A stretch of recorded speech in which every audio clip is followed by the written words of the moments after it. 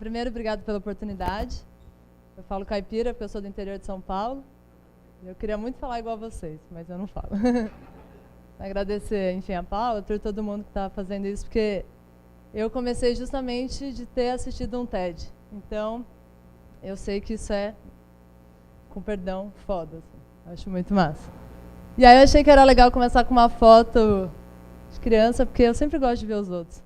E aí eu achei que pelo menos, sei lá, alguém ia achar simpático. Essa sou eu.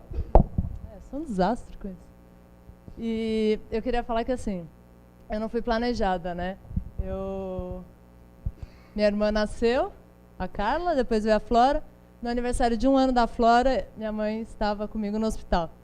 E, enfim, para falar que as coisas nem sempre acontecem como a gente planeja, mas às vezes pode ser bom. Eu acho que, se eu perguntar para os meus pais hoje se eles, enfim, se eu causei muito aparecendo, acho que eles vão falar que deu tudo certo, assim, e que foi bom ter vindo, mesmo sem ser planejado.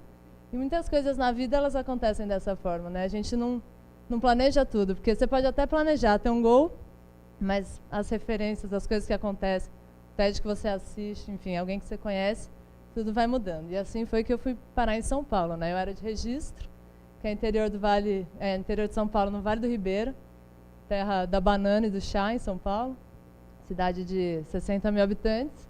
E aí a minha irmã foi morar em São Paulo e estava morando lá sozinha para fazer a faculdade e me chamou para morar com ela em São Paulo. E ela tinha 16 e eu 14 na época, qualquer pessoa poderia achar que isso era meio insano da parte dos meus pais. E não deu nem tempo de pensar, ela falou, pô, tô sozinha aqui, você não quer vir para cá? Aí eu falei, fazendo nada, né? Vamos aí. E aí eu fui estudar em São Paulo. E aí eu caí lá, né? São Paulo é isso aqui, é igual Aracaju, só que ao contrário, né? É tipo cinza, caótico, muita gente. E lá as coisas foram acontecendo de forma muito... Já vou para aquela foto. De forma muito rápida e no automático, assim. É muito acelerado, né? A vida lá, você tem que tomar decisão rápida, o tempo, acontece alguma coisa com ele que ele foge do seu controle totalmente. E aí, cheguei em São Paulo, fiz colegial, fiz faculdade, arrumei emprego, fiz faculdade de publicidade, estudei comunicação e queria, de alguma forma, trabalhar numa agência grande, que trabalhasse com marcas grandes. Esse era o meu sonho, que eu acreditava ser na época, né? Isso porque esse era o sonho de todo mundo na faculdade. Os professores vinham dessas grandes agências. E eles falavam desse mundo que existia de publicidade. E aí eu fui parar numa grande agência, eu e meus colegas. O trabalho na agência, de fato, ele era muito... Eu estou dando um panorama da minha vida pessoal, mas eu já vou chegar ao ponto, tá, Gi? A agência é muito massa, assim, porque todo mundo é muito divertido. Eu trabalhava com marcas bem legais, que eu curtia muito. Gostava de todas essas pessoas.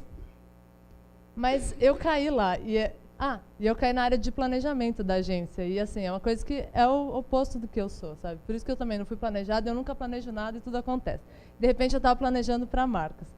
Não faz sentido nenhum, né? Pois eu caí lá naquela área. E aí, um dia eu me toquei que aquilo estava talvez errado. O trabalho era até legal, mas o sentido do trabalho não conversava comigo. Assim, eu estava planejando para grandes marcas e aquilo é um trabalho relevante, mas o que eu estou contribuindo? Comecei a ter muito conflito pessoal interno do qual que era o resultado do meu trabalho. E aí eu, pensando nisso, pensei, pô, eu não posso ser a única pessoa, né? E eu não era a única pessoa que estava vivendo esse conflito. Acho que esse é um conflito que hoje qualquer jovem vive. Você quer achar no seu trabalho um significado um pouco maior, além de estar lá só, enfim, trabalhando para uma grande marca. Sabe? O que você está contribuindo para o mundo? O que você está fazendo? Isso faz sentido? E eu e mais essas 3 pessoas, pelo menos, estávamos com esse sentimento.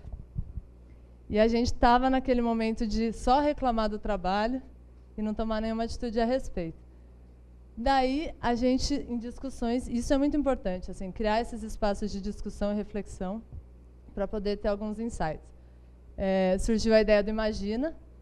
O Imagina na Copa, que ele é, né? Vou contar. Ele é justamente dessa galera que está reclamando e não está tomando atitude nenhuma a respeito disso, né? Pô, você está assim agora, imagina na Copa, né?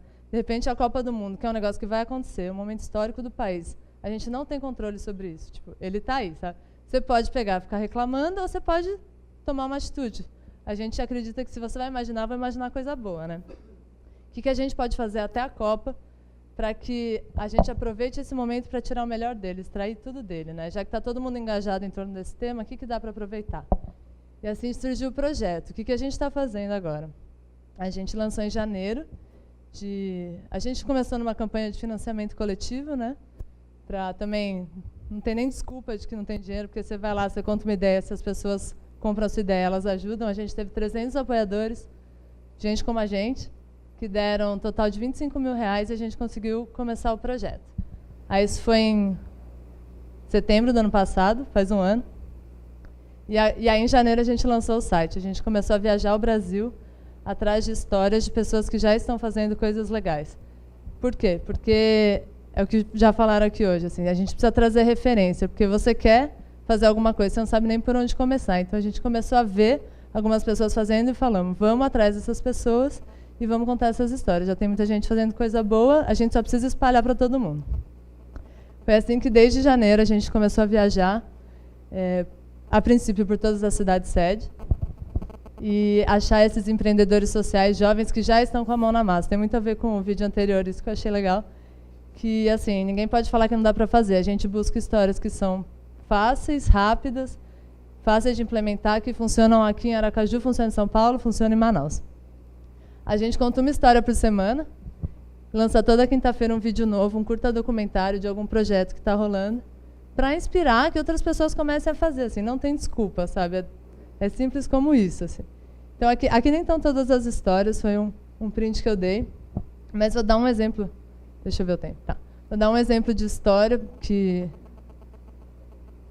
a gente já contou, que é, por exemplo, o Ler para Crescer, que é uma história que eu gostei muito, que ela rola no Amazonas, que é um casal que pegou um barco, alugou um barco, R$200 você aluga um barco.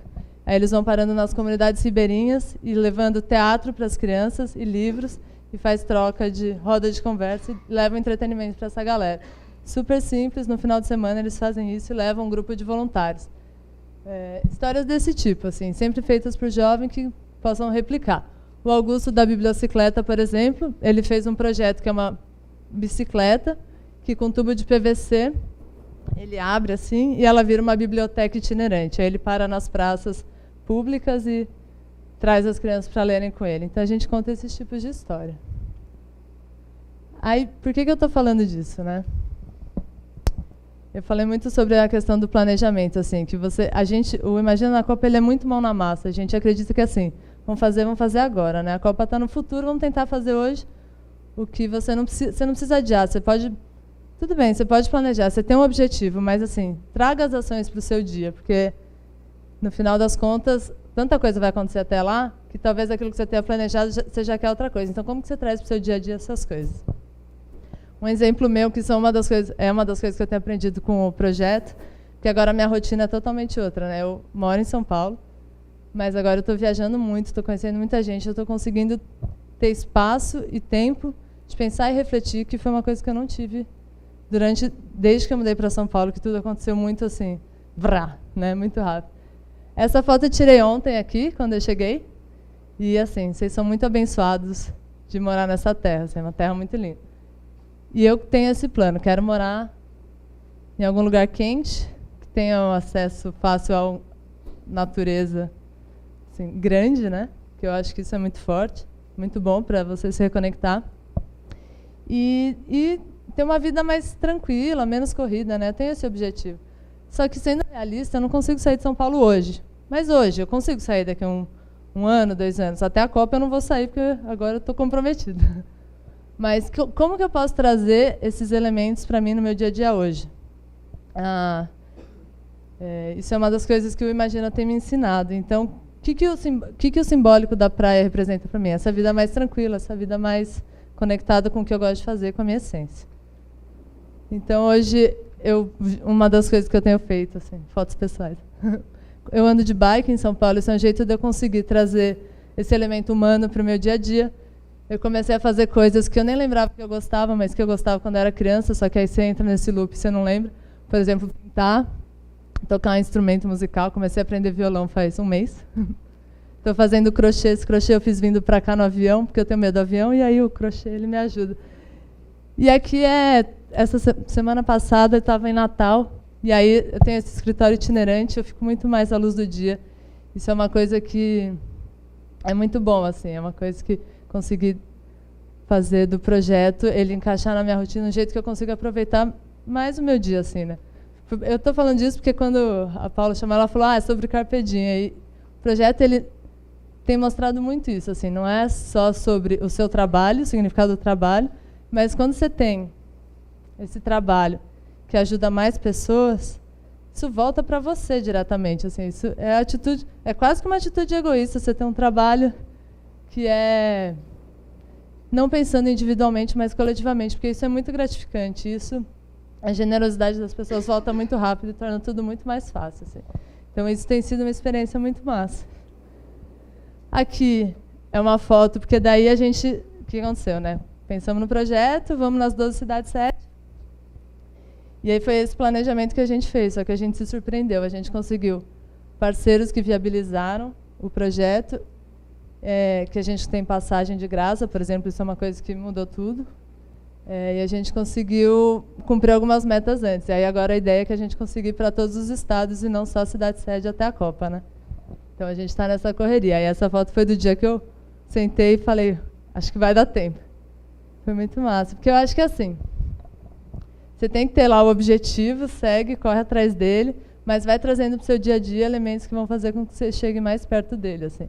Quando a gente conta essas histórias é para mostrar que essa galera já está fazendo, assim, não adianta só reclamar, né? Porque reclamar talvez faça parte, assim, mas aí você tem que conseguir dar um passo além, né? E esse passo além pode ser para um projeto que você vai beneficiar outras pessoas e ter um projeto que vai transformar o mundo, mas pode ser uma coisa que vai mudar você, assim, você ter um dia a dia mais gostoso, você ser mais feliz, porque o mundo precisa de pessoas felizes, né? É tipo, se você está feliz, você faz bem para quem está perto de você e às vezes um sorriso transforma uma pessoa ao seu redor. Você não precisa começar, vou mudar o mundo. Você pode começar dentro de você e a partir dali você vai ver que é muito mais fácil quando você ajudar a primeira pessoa. Isso meio que é viciante, assim. Aí é massa. Né? Então tá. Obrigada. Se ficou alguma dúvida depois, eu estou aqui.